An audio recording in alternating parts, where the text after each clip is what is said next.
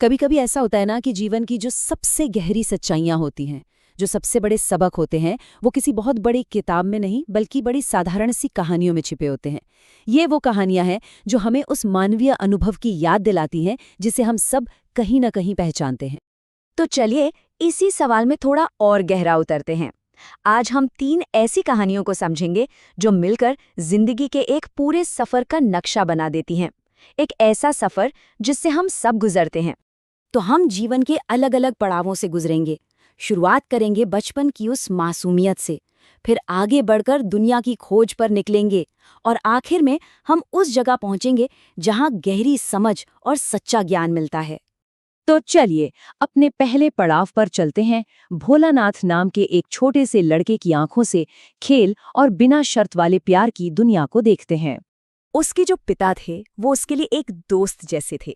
उनके साथ वो नकली कुश्ती लड़ता, पेड़ों की डालियों पर झूलता, मतलब उनका हर दिन खेल और शरारतों से भरा रहता था। अब यहाँ जो दिलचस्प बात है वो ये है कि भोलानाथ की जिंदगी में माता पिता के रोल कितने साफ तौर पर बटे हुए थे। पिता का साथ मतलब था मस्ती और रोमांच की दुनिया, तो वहीं माँ का आंचल वो थी सुरक्षा और सुकून की आखिरी पनाहगाह।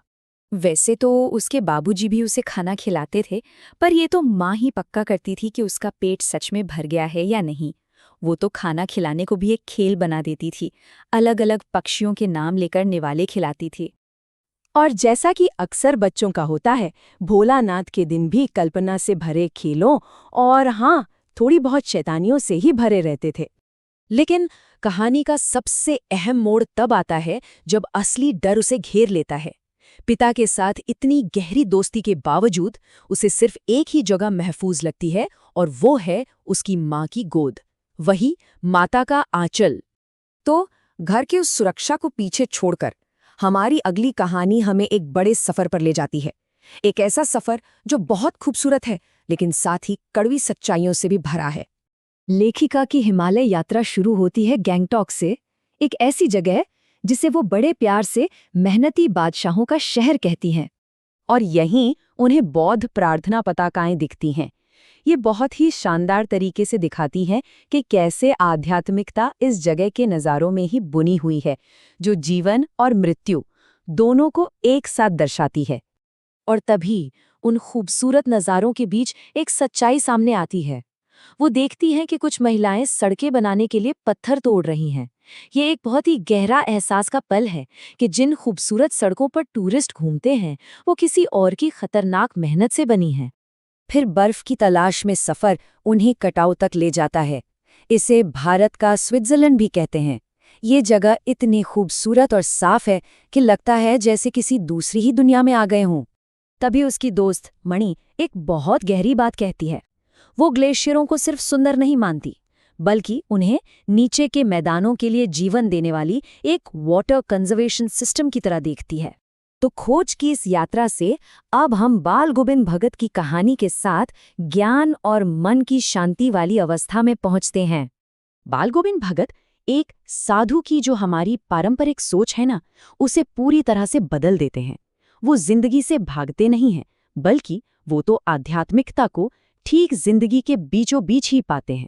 अगर हम उनकी दिनचर्या को देखें तो पता चलता है कि उनका हर दिन कितने अनुशासन और भक्ति से भरा था।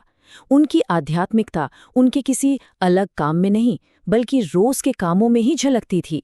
लेकिन उनकी सबसे बड़ी परीक्षा तब हुई जब उनके इकलौते बेटे की मौत हो गई।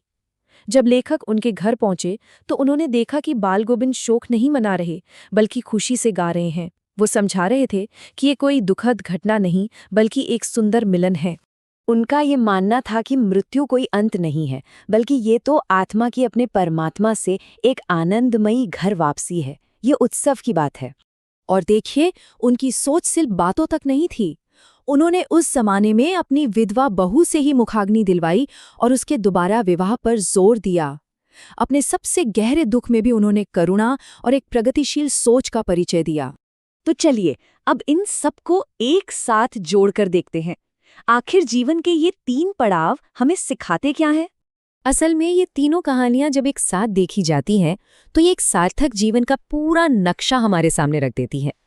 तो ये एक ऐसा सवाल है जिस पे सोचना बनता है, क्योंकि ये कहानियां चाहे कितनी भी पुरानी क्यों ना हो, आज भी कहीं ना कहीं हमारे अपने ही जीवन को आईना दिखाती हैं।